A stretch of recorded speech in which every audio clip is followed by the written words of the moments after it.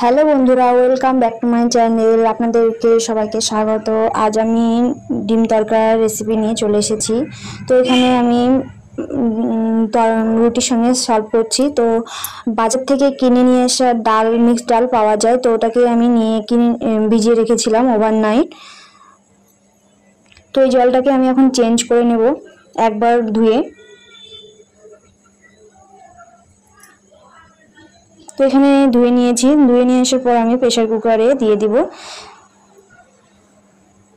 দিয়ে পরিমাণ মতো এখানে জল দিয়ে দিচ্ছি। বেশি জল দিব না, কারণ কুকার থেকে জল বেরিয়ে আসে, জিনিসটা বাজে হয়। তো এখানে হয়ে গেছে আমার। তো এটাকে আমি এখন চেক করে নিচ্ছি যে হয়েছে কিনা। তো হয়ে গেছে মোটামুটি। তো এটাকে এখন আমি সাইডে রেখে মিডিয়াম সাইজের কয়েকটা পেঁয়াজ কেটে নিয়েছি, একটা টমেটো,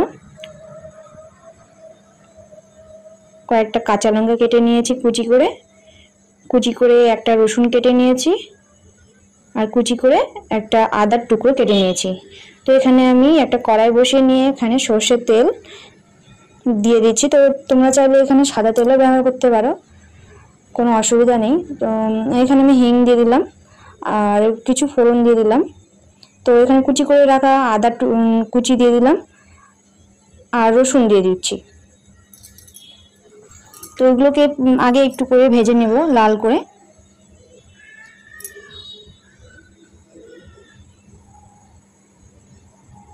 তো এখানে ভেজে নেওয়া হয়েছে। এবার আমি কুচি করে কেটে রাখা পেঁয়াজটা দিয়ে দিচ্ছি।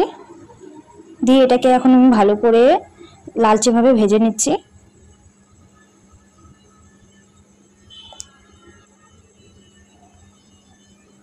তো এখানে আমার ভেজে নেওয়া হয়ে গেছে। এবার আমি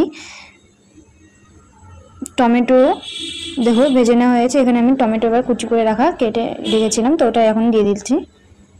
কুচি করে রাখা লঙ্কা, এগুলোকে ভালো করে ভেজে নেব। আর স্বাদ অনুযায়ী লবণ দিয়ে দেবো, হলুদ, আর যে মশলাটা পাওয়া যায় ওটাকেও আমি এখানে অ্যাড করে দেব। আমি হাতে তৈরি করা কোনো মশলা এখানে ব্যবহার করছি না। তারপর আমি দুটো ডিম ভেজে রেখেছিলাম, তো ওটা আমি এখানে অ্যাড করে দিলাম। তো চাইলে তোমরা এখানে ডাইরেক্ট দুটো ডিম ভেঙে তরকারিতে দিতে পারো, তো আমি সেরকম দিচ্ছি না। তো এখানে আমি জল সমেতেই এখানে আমি দিয়ে দিচ্ছি ডালগুলো।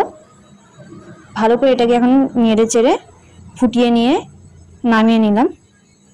যদি রান্নাটি ভালো লেগে থাকে লাইক